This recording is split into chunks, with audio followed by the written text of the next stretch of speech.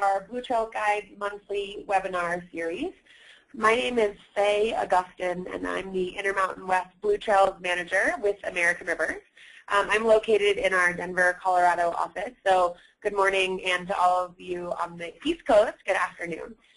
Thanks for joining us for our webinar, Increasing Private Land Protection Through Recreation. We're really excited that all of you are able to join us today and participate.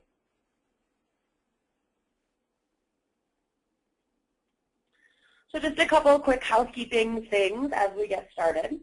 If your connection is lost at all during the webinar, please feel free to just sign out and then log in again using your unique web link and passcode that was provided to you when you registered for the webinar. And then, as always, our webinar is being recorded, and it will be available on April 23rd, so that would be on Thursday, at our Blue Trails Guide, bluetrailsguide.org/blog. So be sure to check it out, share it with your friends. And then finally, just my contact information at the bottom if you guys have any questions for me. So we encourage you guys to ask questions throughout the webinar. I know a lot of times it can be challenging to remember your questions. So in the GoToWebinar panel on the side of your screen, there is a question box that we encourage you to ask questions into that box whenever they may come up during the webinar. And we'll leave about 5 to 10 minutes at the end of this webinar to answer as many of those questions in the box that you guys have asked as possible. And like always, we will have a whole transcript of all of the questions that were asked, regardless of whether or not we got to them during our webinar, on our blog by next week, the end of the month, April 30th. So that was just a quick overview, guys, of some of the housekeeping aspects of our webinar today. But I'm so thrilled that we are able to have Matt Stern, who is the land stewardship specialist with the Eagle Valley Land Trust, join us this afternoon for our webinar. And just a little bit of an overview of the Eagle Valley Land Trust and Matt. So the Eagle Valley Land Trust is one of our strategic partners in our work on the Eagle River Blue Trail in Eagle County, Colorado. And the Eagle Valley Land Trust works with landowners to protect riverside land for conservation as well as recreation. They hold conservation easements and ensure the conservation and recreational values of riverside lands are upheld. So we're just, again, so grateful to have you, Matt, join us and tell us a little bit more about how Eagle Valley Land Trust is protecting riverside lands and connecting local communities to the river. So with that, Matt, I will go ahead and turn it over to you.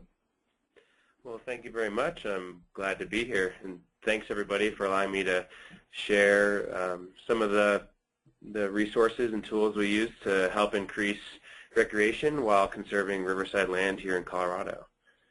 And so, so like my name is Matt Stern. I work for the Eagle Valley Land Trust here in Eagle Vale, Colorado. We're in Eagle County, Colorado, which is kind of right smack in the middle of Colorado, right in the high country. And our mission is to preserve forever our scenic vistas, open spaces, historic lands, waterways, and wildlife habitats that make Eagle County and the Rocky Mountains so unique.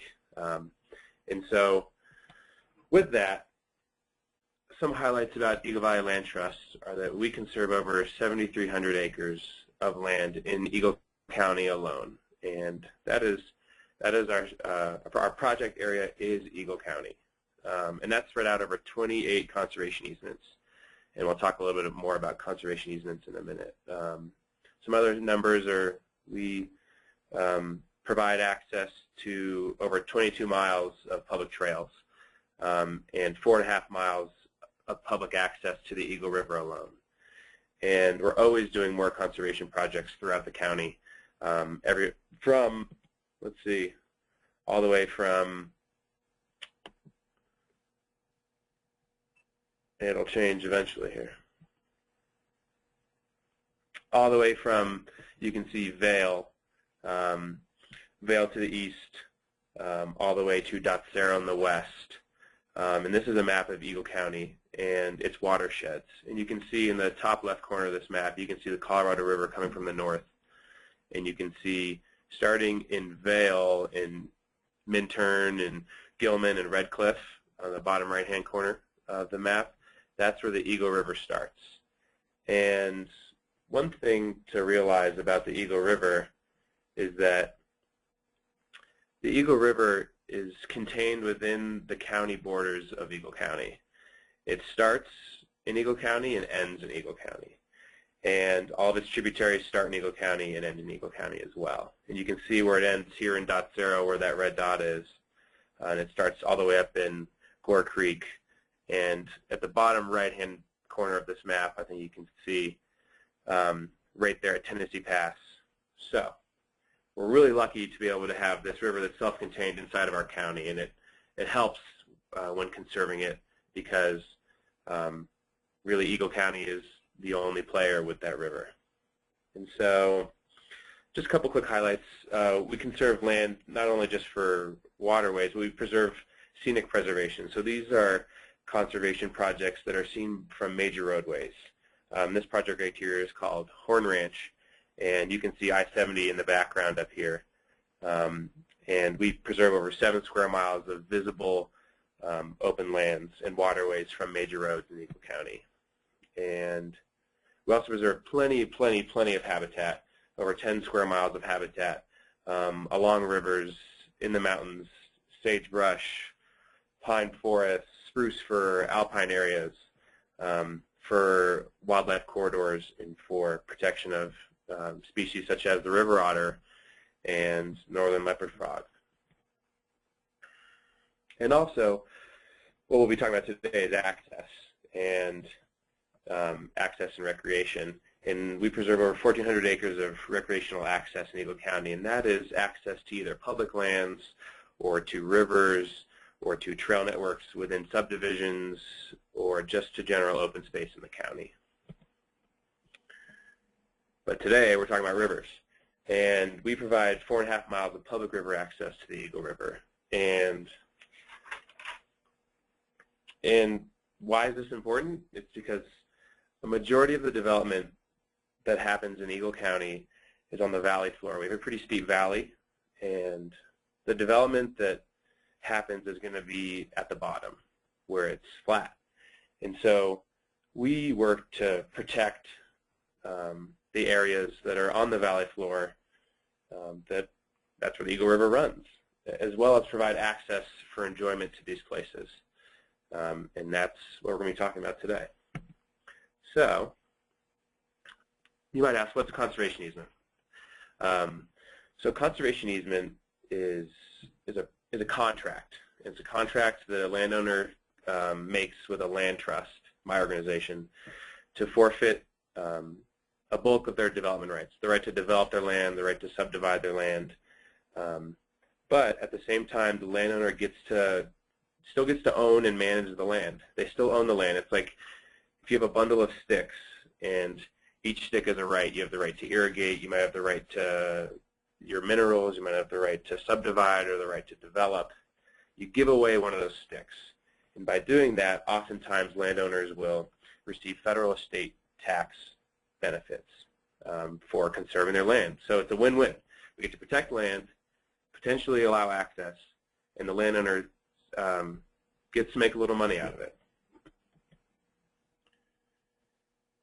And why do we need these?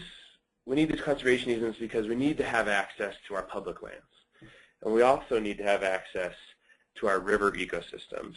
The Eagle River is the reason that we are, is a huge draw to bring tourism to our county and to sustain the livelihood that Eagle County residents want to have. And oftentimes, these riparian zones are privately owned, and we need these conservation easements to help protect and potentially provide access to our rivers. And that being said, when we think about water, we also need conservation easements conservation easements to protect ranches, because ranches oftentimes have historic water rights and keep the water resources in the Eagle River. And by keeping water in the river, we bolster our ecosystem and we sustain our rivers, which is really the most important, because if there's no water in the river, there's no way to recreate either. And so a couple things I want to mention is that the Eagle Valley Land Trust and all land trusts are not connected to the government. We are a 501c3 nonprofit, and we are not part of the government, though we do work with the government on conservation easement projects. And another misconception sometimes is that public access won't always be required if you have a conservation easement. And that is true because some conservation easements are on working ranches. Some conservation easements are just on private land, maybe not next to a river. But if you ask for and accept grant money from a government entity, be it in our county, Eagle County Open Space, or a statewide program, or a state wildlife program, if you accept grant funding from those government entities, you will most likely be required to allow public access to a trail or to a river. There are a few exceptions, and I'll talk about one later. And so this is a quick survey. It's a little dated, but it shows that Eagle County residents were surveyed, and protecting land along rivers, streams, and waterfalls is very, very important to Eagle County residents, as well as, second from the bottom here, providing residents with access to public lands, trails, creeks, and rivers is 70%, so it's very, very important. And like I said, this is a little dated, but it shows shows how important conserving riparian areas in Eagle County is. So we're going to go into two case studies here. The first one here is called the Eagle River Preserve.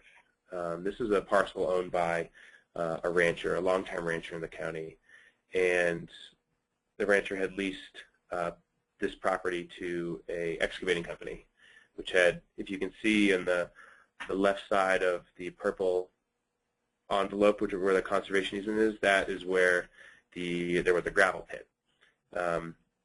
But the county and a lot of the residents surrounding this parcel, you can see around here, they really wanted some open space. And there's over 5,400 people that live within 1 mile of this parcel. And they really wanted to have someplace they could recreate, someplace they could bird watch. They wanted someplace where they could have access to the river. And so what happened was Eagle County and another local nonprofit and the Eagle Valley Land Trust provided money to purchase this land from the landowner, and now the Eagle Valley Land Trust holds the conservation easement on this property. And there's been a lot of restoration on the property to really fill back in where the gravel pit was and reseed with native vegetation. And a lot of nonprofits have helped do stewardship projects on the property, like willow planting, as well as reseeding and weed pulling, and the whole 9 yards related to stewardship. And now you can almost tell. Well, how do I say this? You can almost tell that there was. You didn't know it looked like you didn't know it was a gravel pit any longer. It looks like a great open space. And I can't tell you how many times I've seen fly fishermen wading in the Eagle River at this parcel, or I've seen elk come down. Here, I'll show you a picture of the elk right here. I'll go back. And there's plein air painting classes now.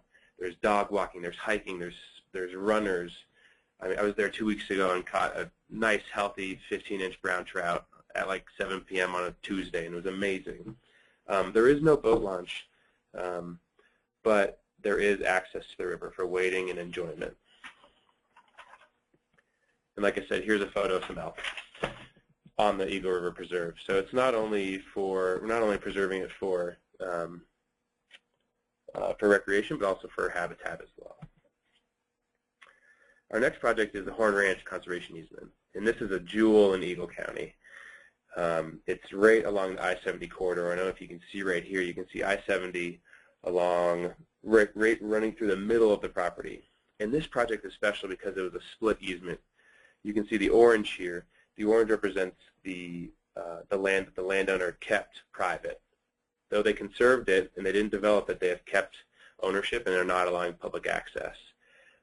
But in addition, you can see the blue half of the parcel allows public access up onto the hillside to the south, as well as there's over a mile of Eagle River public river access.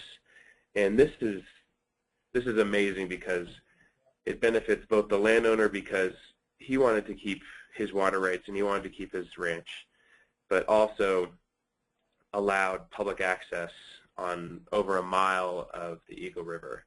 And sometimes you have to compromise. Initially, he may not have wanted to allow any public access, or maybe there's just so many situations, and this one worked out where it benefited both the landowner and the public at the same time.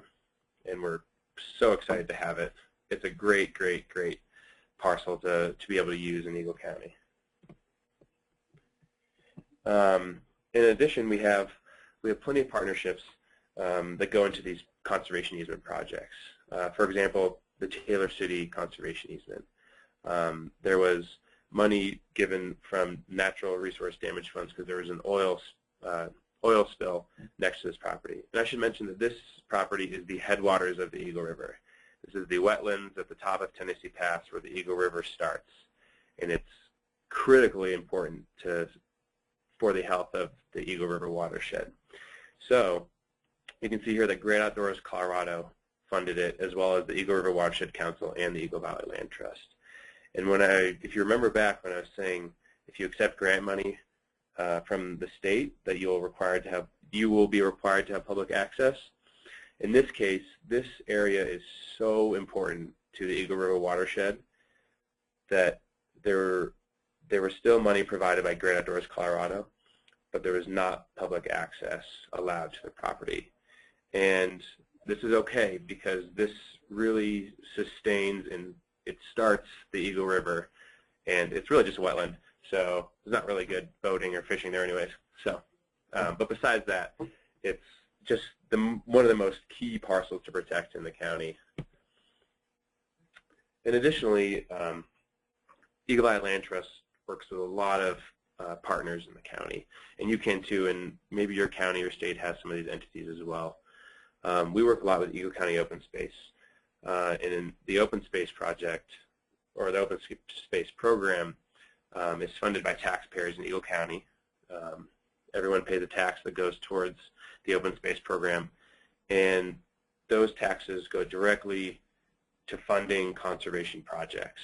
And because they're taxpayers' dollars, and the taxpayers really want recreational access, the county focuses on funding conservation projects that allow access for the public. And they've been a great resource. We work with them all the time, and it's a great resource and partnership to have. Additionally, well, landowners are the most important partnerships to have. Landowners provide the key to accessing our rivers, and they need to be treated with respect since they're the stewards of the land adjacent to rivers. And they're by far the most important partnership to have. And a couple things I want to note is that you want to be able to, if you're looking for access to a river without a conservation easement, you need to have a relationship and you need to have trust. And you need to build a relationship by introducing yourself, sustaining a real relationship with this landowner, because trust is so important. If there's no trust, there's going to be no access. And secondly, don't trespass. This is the #1 reason landowners become infuriated with fishermen and boaters. And respecting their right to private property is very, very, very important.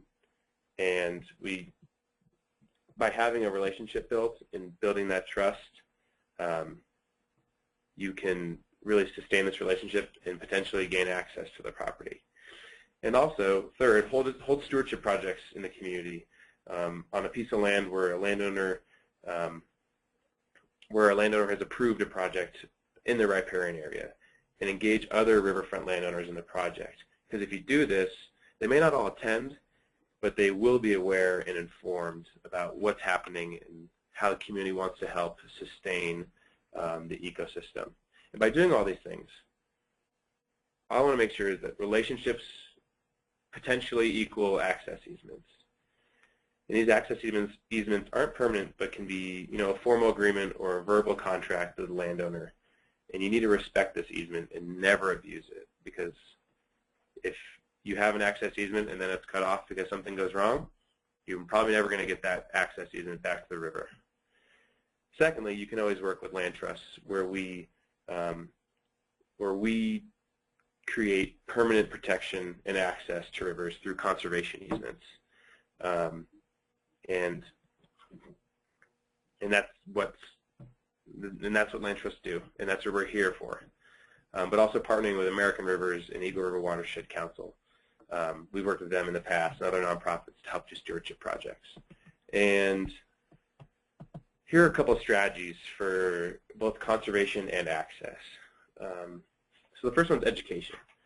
And like we just talked about, understanding access on private versus public land is really important. It's important for the whole community, because respecting private property rights allows relationship building, which then relationships allow trust, and then trust allows one to begin conversations about public access easements or potentially having a conservation easement on the property. And additionally, engaging the community with projects on the rivers, stewardship projects in riparian areas, is really, really important. And it's a good way to build community and build public opinion around getting access to rivers for fishing and boating, and also just protecting them. And also, you can see here, we have some students from a local nonprofit or a local youth engagement nonprofit working with Eagle Valley Land Trust at the Eagle River Preserve. And youth engagement in rivers is key to getting the community to support conservation and access, because they're the future, and the youth are the future, and if they are invested in their river ecosystems, everybody will be. Excuse me. Also, public opinion. You need to engage your towns and county to pursue open space programs and pursue purchasing land to conserve near rivers or near subdivisions. Because when they do that, it drives up property value, which benefits all, and they have the public interest. That's what they're there for. Additionally, pushing for an open space program at your county level is really important, because these taxes will pay for conservation projects with access. And that's something I want to be clear. They will pay for conservation projects with access. And even on a higher level, going all the way to statewide engagement, is finding out what statewide grant programs are available if you want to provide a landowner with, say, coming into a conservation easement deal, or if they need help with stewardship projects. Grant programs are available from your wildlife departments, from open space funding programs like Great Outdoors Colorado, or even on national level from Resource Conservation Grants or USDA or NRCS. Sorry, these are all acronyms. Natural Resource Conservation Service. And finally, bolstering your economy, your recreation economy. You want to have developing clubs and events that focus on river sports or river engagement or river projects is important, because it's going to get out. It's going to get into the newspapers. It's going to be the buzz around the community and what's happening, as well as developing businesses that are involved in water sports, as well as environmental consulting and environmental engineering, because landowners who live on riverfront property, if they need help with a project that isn't going to be just volunteers, there's options for them. And providing those options for them is important to keeping a healthy ecosystem. And like this third point says, healthy ecosystems make healthy recreation. You have to make your river desirable. And when it becomes desirable, people will come from other places in the U.S. or even the state. And people will want to be on rivers, and people will want to support rivers. Thus, moving forward, the process of access easements and conservation.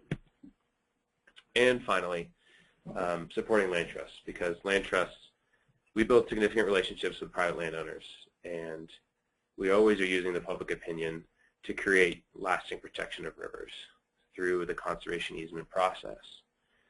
And once a land's been conserved, we also work with landowners to help steward their conservation easements with local volunteers and with youth programs.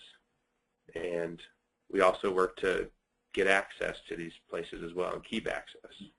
So land trusts are here for you, and they're here for you and to protect your landscapes, including the river ecosystems in your county. And so I just want to say thank you, and I would love to answer some questions. If I could just, one thing I want to say is that, I think I'm good. I'll wait for questions. Thank you. Awesome. Well, thank you. This is Faye again. Thank you so much, Matt, for that really informational and helpful webinar. At this point, guys, if you have additional questions, I would encourage you again to type your questions into the little question box that's on your GoToWebinar channel on the right side of your screen. We've got about 5 minutes or so for questions, so we'll just get right into them. So feel free to keep the questions coming, because as I mentioned before, we will kind of make a transcript of all of the questions and then answer them and post them on our blog by April 30th. So you can have all of your answers at that point as well. So the first question, Matt, is just a little bit of clarification on the amount of access that the Eagle Valley Land Trust holds alongside the river. And so his question is, what is it meant by providing 4.5 miles of public river access? So does that mean that it is publicly owned land on both sides of the rivers, or are there multiple access points? Are there trails? He just, I think, wants a little bit more specifics on what that 4.5 miles encompasses. Right. So in Eagle County, for the most part, when we say 4.5s of Eagle River access, that means we have property that is either conserved on one side or both sides. Most often on one side of the river, that you have access along the whole property boundary. So like if I can go back to the Eagle River Preserve, you have access along the whole property boundary from one end to the other. And in addition, there are some places where we have single access points when it's a very small property. We have a property called Duck Pond where there's just a boat ramp installed, and there's only one access point there, but it is also a small property. The property is only 40 acres or smaller than that. But for the most often, it'll be along the whole property boundary of the conservation easement adjacent to the river, if that answers your question. Awesome. Thank you, Matt. The next question that we've got is, so when you're dealing with public access on conservation easements, yes, are you allowed to decide what type of public access is allowed on your conservation easement, or like is there some clarification that the landowner is able to be involved with, or is public access encompass all types of access? No, that deal can be structured and should be structured with the landowner's involvement, 100%. It could be public access certain times of the year. It could be public access year-round. It could be public access for only passive recreation. It could be public access for non-passive recreation, like motorbikes and 4x4s. That's usually not the case, but working with the landowner to structure how they want public access is and should always be done. Great. And then final question for you. What is a good example of some of the sources of funding that you at the Eagle Valley Land Trust have used to help with long-term stewardship of the conservation uses? Ooh, great question. I like this. I like this question. We work a lot with Colorado Parks and Wildlife. They have programs that provide money for stewardship projects such as changing fences or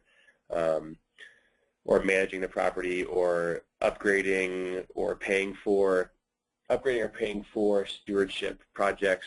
Eagle County Open Space, our county open space program helps pay for a lot of product when we do stewardship projects on Riverside, like willow wattles and bank stabilization tools. In addition, we also work with the Natural Resource Conservation Service through the USDA, and they're a great resource, especially for ranchers, but also for riverfront properties in providing materials. And that's usually what we're asking grant money for is for purchase of materials to help steward the property better, be it natural materials or structural materials to either stabilize or support the landowner in any way that we can. I'm trying to think of any other ones.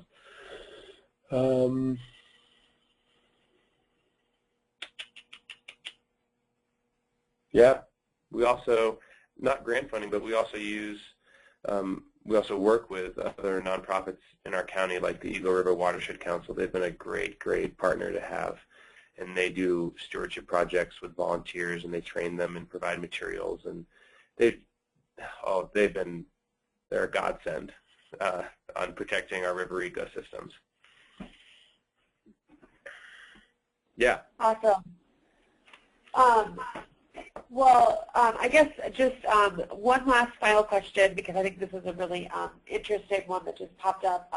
Have you found in Eagle County that there have been landowners that have regretted their decision to have a conservation easement with access on it? And if that is the case, are they able to revoke the access component, or is that permanent?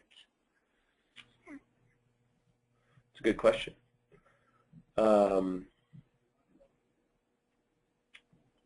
And I guess maybe you don't have to use an example from Eagle County, but just in general, are they permanent? Yes, once it happens. It happens. That does happen where someone may wish they didn't have a conservation easement with public access or a conservation easement at all. That happens sometimes when the land is transferred to a new property owner potentially. But conservation easements are permanent, and they are an exception to the title, and they travel with each owner, and the land is encumbered by a conservation easement forever.